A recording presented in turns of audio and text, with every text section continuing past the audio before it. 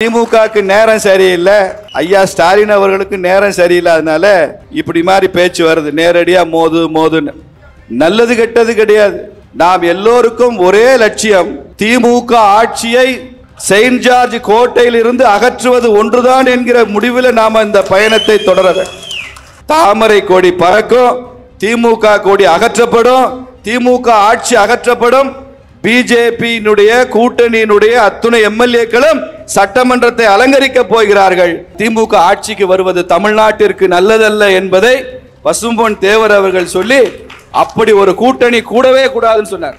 அவர் உயிருடன் இருக்கும் வரை அவர் திமுகவுடன் கூட்டணி என்ற பேச்சுக்கே இடமில்லை என்று அறிவித்து சென்றவர் பசும்பொன் தேவர் அவர்கள்.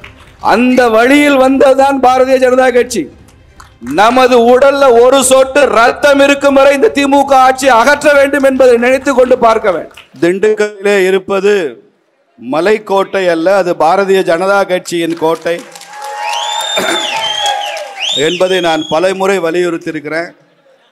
இது புதியதாக பொறுப்பேற்று வரக்கூடிய மாநில தலைவர் மரியாதைக்குரிய அண்ணன் நயினார் நாகேந்திரன் அவர்களுக்கும் இன்று நிரூபணமாக இருக்கிறது திண்டுக்கல் பிஜேபியின் கோட்டை என்பது. பல அரசியல் கட்சிகளுடைய தலைவர்கள் என்னிடம் கேட்டார்கள், ஏன் அமித்ஷா அடிக்கடி தமிழகத்திற்கு வருகிறார் என்று கேட்டார்கள். அவருக்கு டெல்லி செங்கோட்டையில வேலை முடிஞ்சிருச்சுப்பா, இனிமேல் செயின்ட் ஜார்ஜ் கோட்டையில தான் அவர் வேலை செய்ய வேண்டியது பாக்கி இருக்கிறது, அதனால் அவர் இன்னும் கூட அடிக்கடி வருவார். நாங்கள் அமித்ஷாவை எல்லாம் பார்த்து அச்சப்பட மாட்டோம்னு ஸ்டாலின் பேசியிருக்கிறார். மத்திய அரசு ஒரு நாளும் தமிழகத்தை ஆட்சி செய்ய முடியாதுன்னு பேசியிருக்கிறார்.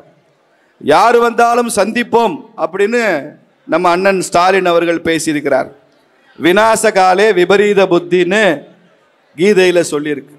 நேரம் சரியில்லைன்னா இப்படித்தான் பேச்சு வரும்.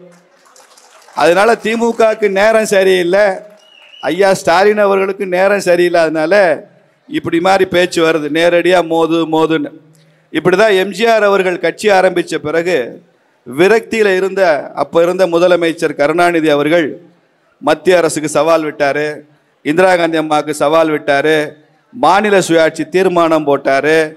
என்னவெல்லாம் மத்திய அரசை எதிர்த்து இரிட்டேட் பண்ண முடியுமோ எல்லாம் பண்ணியதனுடைய விளைவு அதற்கப்புறம் அவர் ஒரு 20 வருஷத்துக்கு ஆட்சிக்கு வர முடியாத சூழல் திமுக உருவானது மாதிரி அப்பா வழியில புள்ள இன்னைக்கு மத்திய அரசுக்கு சவால் விடுறாரு, இந்திய தேசத்துக்கு சவால் விடுகிறாரு. அவராவது 20 வருஷம் வர முடியலன்னா நீங்க 200 வருஷம் ஆனாலும் வர முடியாது. ஏன்னா இப்ப பழைய பிஜேபி இல்ல, இது புதிய பிஜேபி என்பதை நீங்கள் தெரிந்து கொள்ள வேண்டும். ஆற்றல் மிக்க தலைவர்கள் வழிகாட்டி கொண்டிருக்கிற பாரதிய ஜனதா கட்சி. சூரியன் எழுந்தால் தாமரை மலரும் என்பது அறிவியல். சூரியன் வந்தால் தான் தாமரை பூ மலரும், அது அறிவியல், சயின்ஸ். ஆனால் தாமரை மலர்ந்தால் சூரியன் மறையும் என்பது அரசியல். அந்த அரசியல் தமிழ்நாட்டில் தொடர்ந்து நடந்து கொண்டிருக்க போகிறது. நமக்கெல்லாம் இன்னும் ஒரு 360 நாட்களுக்கு ஊன் உறக்கம் கிடையாது, நல்லது கெட்டது கிடையாது.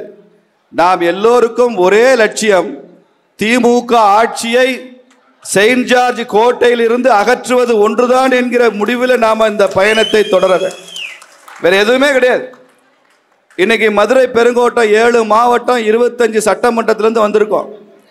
25 சட்டமன்றமும் சேர்ந்து 25 லட்சம் பேரை வச்சு மாநாடு நடத்தினால் கூட பாராளுமன்ற ஜனநாயகத்தில் பலனில்லை நண்பர்களே. வெறும் 25 பேர் சட்டமன்ற எம்எல்ஏக்களாக போய் அமர்ந்தால் அதுதான் ஜனநாயகத்தினுடைய வெற்றி, தேர்தலோட வெற்றி. அப்படி இந்த பெருங்கோட்டத்திலிருந்து வந்த எல்லோரும் இன்று எடுத்துக்கொள்ள வேண்டிய சூளுரை, இந்த 25 சட்டமன்றத்திலும் மதுரை பெருங்கோட்டத்தில் தாமரை கொடி பறக்கும், திமுக கொடி அகற்றப்படும், திமுக ஆட்சி அகற்றப்படும். பிஜேபியினுடைய கூட்டணியினுடைய அத்துணை எம்எல்ஏக்களும் சட்டமன்றத்தை அலங்கரிக்க போகிறார்கள். எப்படி சோழர்கள் செங்கோல் பாராளுமன்றத்தை அலங்கரித்ததோ அதே செங்கோல் தமிழக சட்டமன்றத்தையும் அலங்கரிக்கும். அதையும் நரேந்திர மோடி ஐயா அவர்களே வந்து செங்கோலை வைப்பார். இதை சவாலாக நாங்கள் சொல்லுவோம். ஏனென்றால் அதற்கேற்ற ஆற்றல் மிகுந்த தலைவர் ஐயா நயினார் அவர்கள் நமக்கு கிடைச்சிருக்கிறார். அவர் சாதாரண தலைவர் அல்ல, கிட்டத்தட்ட 40 ஆண்டு காலம் பொது வாழ்க்கையில் அனுபவம் உள்ளவர். அவருக்கு சொந்த மாவட்டம் நாகர்கோயில் தான், பல பேருக்கு தெரியாது. கன்னியாகுமரி தான் அவருக்கு சொந்தம், பூர்வீகம்.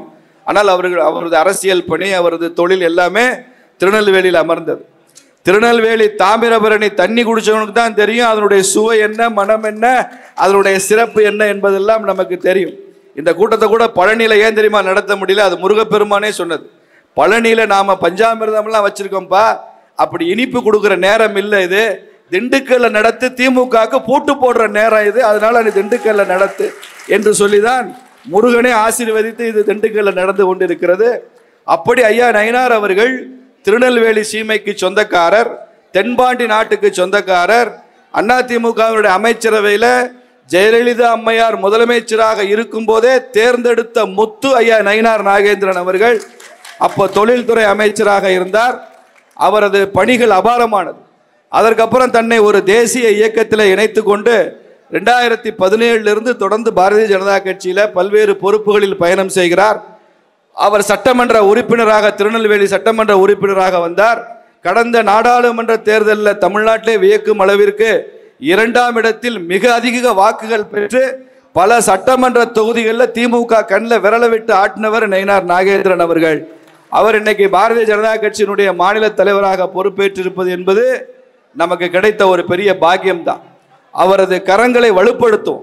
மாநில தலைவர் அவர்களுக்கு மதுரை பெருங்கோட்டத்தின் சார்பாக உறுதி கூறுகிறோம், நாங்கள் எப்போதும் உங்கள் பற்பம் நிற்போம். மாநில தலைவர் அவர்களே, உங்கள் கரங்களை வலுப்படுத்த நாங்கள் எப்போதும் தயாராக இருக்கிறோம். உங்கள் ஆணைக்கு, உங்கள் கட்டளைக்கு, உங்களது வழிகாட்டுதலுக்கு மதுரை பெருங்கோட்டம் எப்போதும் செவிசாய்க்க தயாராக இருக்கிறது என்பதை நாம் அவர்களுக்கு சூளுரையாக சொல்லணும். ஏன்னா இந்த தேர்தல் நேரத்தில் நாம் அவ்வளோ வேலை செய்யணும். நம்ம வீட்டில் யாராவது கல்யாணம் காது குத்தலாம் வச்சுருந்தா அடுத்த ஏப்ரலுக்கு அப்புறம் தள்ளி போக முடியுமான்னு பாருங்க. முடிஞ்சா தள்ளி போடுங்க. இப்போ நீங்கள் கல்யாணம் பண்ணீங்கன்னா இவங்கெல்லாம் நிர்வாகியாக தான் உங்கள் கல்யாணத்துக்கு வர முடியும்.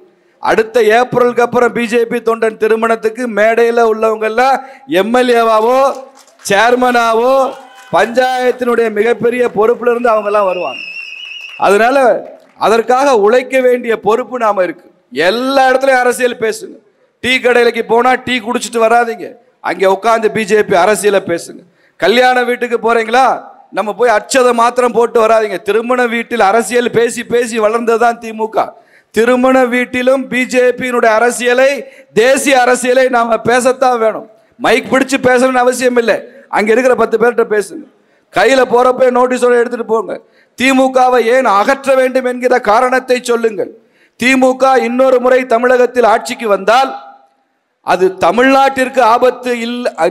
தமிழ்நாட்டிற்கு ஆபத்து என்பது மட்டுமல்ல நண்பர்களே, இந்திய தேசத்திற்கு ஆபத்து என்பதை நாம் சொல்லணும்.